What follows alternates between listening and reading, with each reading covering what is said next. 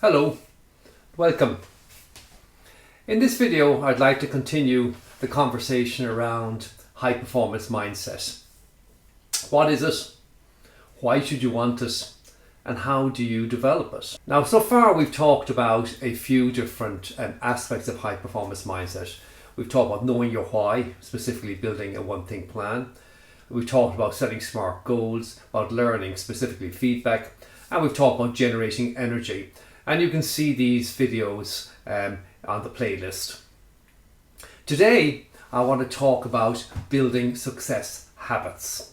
Now, I don't know if you're familiar with the poem, the Habit poem, Sean Covey's book, The 7 Habits of Highly Successful Teens. And I thought it was a wonderful, wonderful poem. And one that I really think we need to focus on and recognize that habit is critical in a high performance mindset. This notion that willpower will get you there is just that, a notion. Willpower is about your blood sugar level, and when your sugar level runs low, willpower follows it. What you need to do to be successful and as part of a high performance mindset is you need to develop habits. Now, I don't know if you have read Simon Covey's book, The 7 Habits of Highly Effective People, but in it he talks about see, do, get. And I've expanded this model a little bit and added a few bits and pieces to talk about habits and interventions in this see, do, get model. So let me explain the model first and then make the argument why I think that habits are a critical part of it. Typically, we see the world a certain way. We have a certain world view, and we say we don't believe what we see what we believe. So based on our belief system, we have a world view. This world view, we have attitudes, we have values, and we explain things to in a certain way. We explain things to ourselves. We articulate these. When we think about these, we think in words, in concepts, in models. So these thoughts become words, become actions, become deeds.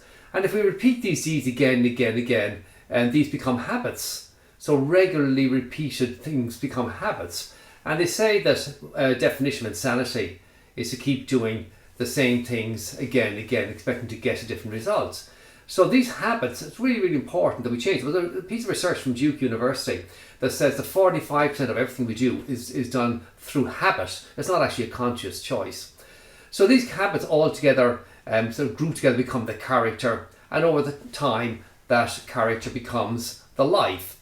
So we sort of argue, if you want to get a life that's different, you need to change this loop. It's a closed loop, self-reinforcing, repeating closed loop. And in the theory of consistency, where we're looking for supporting our belief system, we're looking for not challenging our belief system in everything that we do, this tends to be a closed loop. And we need to break out of this loop and form new closed loops if necessary. But we need to break out of these loops and form the habits that we actually want to form so we get the results that we want. Now, there are 3 places that I argue that you can actually intervene. And I have a little poem there. Watch your thoughts for they become your words. Choose your words for they become actions. Understand your actions for they become habits. Study your habits for they become your character. And develop your character for it becomes your destiny. So to me, habits are really, really important. But there's 3 areas we can intervene. First, we can change the way we think. Well, that's what watching this video is about. You change the way you think. You learn something new. You see things a different way. You have a different insight. And based on that, you articulate, you explain things differently to yourself, and you behave differently.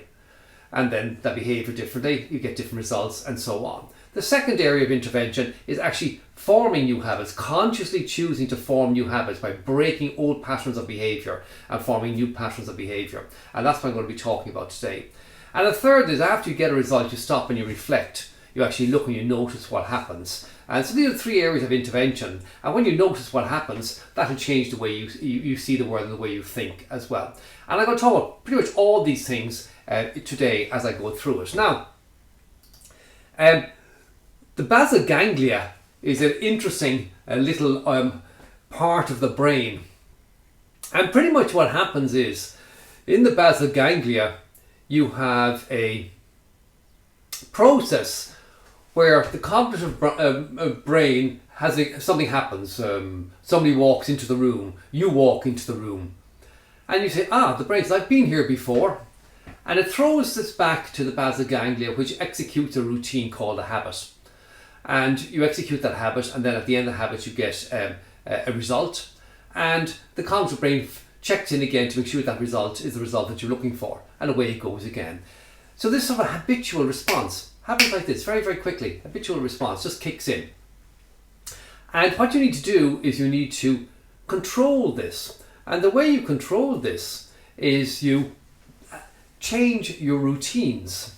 So for example, you have a cue, a routine and a reward. This is the cycle in a habit. So the cue for me, for example, used to be I arrived home in the evening from work, went upstairs, changed out of my suit, put on my jean and t-shirt, came down to the kitchen and I poured myself a glass of wine. And I sipped my glass of wine and I thought, yes, a hard day, I deserve this. And I decided I wanted to change this habit. I wanted to drink less wine. And so the cue was the same. I arrived home, I changed, I came down to the kitchen in my jeans and t-shirt. But the routine I had green and black, 85% cocoa, organic chocolate. I break out a few squares of that, pop a piece in my mouth and go, delicious, I deserve that reward. So the cue was the same, the reward was the same, I changed the routine. And I'm going to talk about this in quite a bit of detail in a few minutes. There's a great book called The Power of Habit by Charles Duhigg. And this is really where all this thinking came from. And he talked about this cue, routine, reward. And he talked about developing habits and how you can change habits and how habits are unconscious. And at a personal level they're unconscious, at a group level they're unconscious. We have these collective habits. And he specifically talked about keystone habits. This idea of forming habits, and this really resonates or feeds into this idea of a high performance mentality. Forming keystone habits that ripple out. Keystone habits, like for example, it's very hard to get up and be fresh and tackle the day if you go to bed late. But if you go to bed early and you get a good night's sleep, it's much easier. So going to bed early is a keystone habit. But to go to bed early and to go to sleep, it's not good if you're watching TV right up until you go to sleep. So much better that you don't watch TV for an hour or two beforehand, and perhaps you read a book. Another maybe keystone habit. And so on and so forth. You can work out these keystone habits. For me, they're things like meditation, my running, my workouts, my stretches, my reading, moderating my intake of alcohol, and so on. A range of habits that you form. So think about this thing of habit and habit formation and how you actually go about it. And just to make the point to you, it's not just about operating at a personal level, it's also about operating at a professional level in terms of your organisation. So you see here the Rockefeller Habits. This is a great book written by Vern Harnish.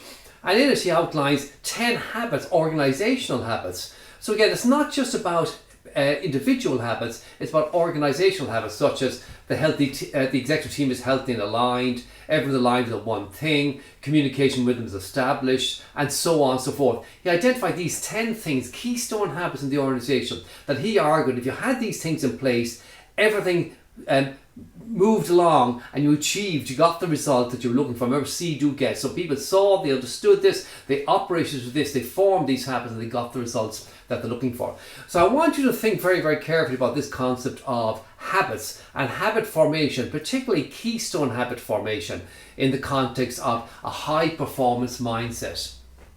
Remember, willpower is limited. As sure as God made little green apples, willpower will fail. You cannot do things just through personal discipline and willpower. You must form habits, new ways of behaving, where automatically, without thinking, you're doing the things that actually encourage a high performance mindset and help you be successful. So reflect on this concept of habits and habit formation, and I'll expand on this a little bit further when I talk about other elements of a high performance mindset. Thank you.